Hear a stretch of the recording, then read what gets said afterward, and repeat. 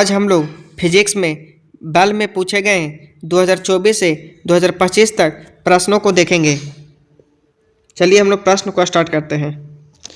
पहला प्रश्न है, कौन सा बल भौतिक संपर्क के बिना कार्य करता है और यांत्रिकियों में खगोलीय पिंड की गति को नियंत्रित करता है? इसका सही आंसर होगा डी, गुरुत्वीय बल करता है।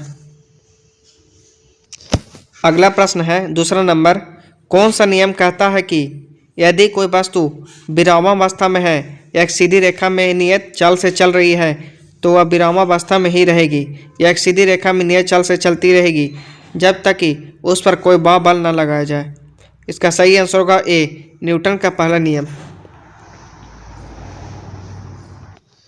अगला प्रश्न है तीसरा नंबर, जब कोई मोटर कार तेज चाल से तीक्ष्ण मोड़ पर मुड़ती है तो हम एक और झुकते लगते हैं। यह उदाहरण गति के किस नियम पर आधारित है? जब कोई मोटर कार तेज चाल से तीक्ष्ण मोड़ पर मुड़ती है तो हम एक और झुकने लगते हैं। यह उदाहरण गति के किस नियम पर आधारित है? इसका आंसर होगा डी, गति के पहला नियम से। अगला प्रश्न है 4 नंबर, निम्नलिखित में से कौन सी न्यूटन के दूसरे नियम की सबसे उपयुक्त परिभाषा है? निम्नलिखित में से कौन सी न्यूटन के दूसरे नियम की सबसे उपयुक्त परिभाषा है? इसका आंसर होगा ए, किसी वस्तु का त्वरण वस्तु के द्रव्यमान और लगाए गए बल की मात्रा पर निर्भर करता है। अगला प्रश्न है 5 नंबर, निम्नलिखित में से कौन सा विकल्प न्यूटन के गति के दूसरे नियम के समान है? निम्नलिखित में से कौन सा विकल्प न्यूटन के गति के दूसरे नियम के समान है? इस प्रश्न का आंसर सी होगा, किसी गतिमान वस्तु पर लगाया गया बल त्वरण के अनुक्रमपाती होता है। अगला प्रश्न है 6 नंबर, संवेग परिवर्तन की दर लगाए गए असंतुलित के समानुपाती होता है। संवेग परिवर्तन की दर लगाए गए असंतुलित किसके समानुपाती होता है? इसका आंसर होगा डी, बल के समानुपाती होता है। अगला प्रश्न है 7 नंबर, जब एक नाविक चलती हुई नाव से कूदता है तो नाव पीछे की ओर गति करती है। यह गति के किस नियम का उदाहरण है? इसका आंसर होगा ए, न्यूटन के गति का तीसरा नियम का उदाहरण है। अगला प्रश्न है 8 नंबर, आवेग को के रूप में परिभाषित किया गया है। आवेग को के रूप में परिभाषित किया गया है।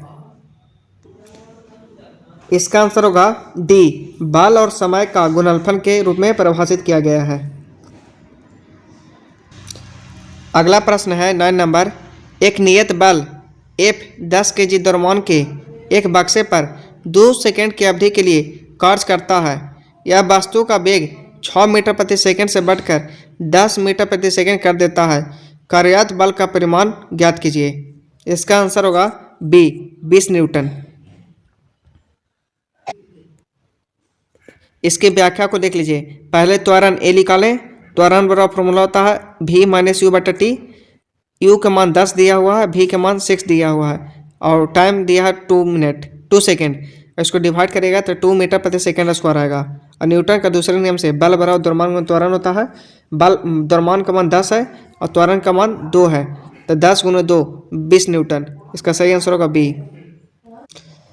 अगला प्रश्न है 10 नंबर, यदि 2 न्यूटन का बल m1 द्रव्यमान 8 मीटर प्रति सेकंड स्क्वायर का त्वरण तथा m2 द्रव्यमान 15 मीटर प्रति सेकंड स्क्वायर का त्वरण देता है तो कुल द्रव्यमान कितना होगा यदि दोनों द्रव्यमानों को एक साथ बांध दिया जाए?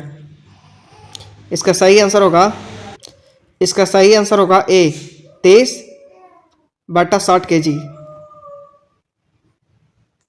अगला प्रश्न को देखते हैं। 2 मीटर भुजा वाला एक घनाकार लकड़ी का गुटका एक टेबल पर रखा हुआ है। यदि लकड़ी के गुटके का द्रव्यमान 10 kg है तो टेबल पर लकड़ी के गुटके द्वारा लगाया गया दाब कितना होगा? इसका सही आंसर होगा डी, 25 न्यूटन प्रति मीटर स्क्वायर होगा।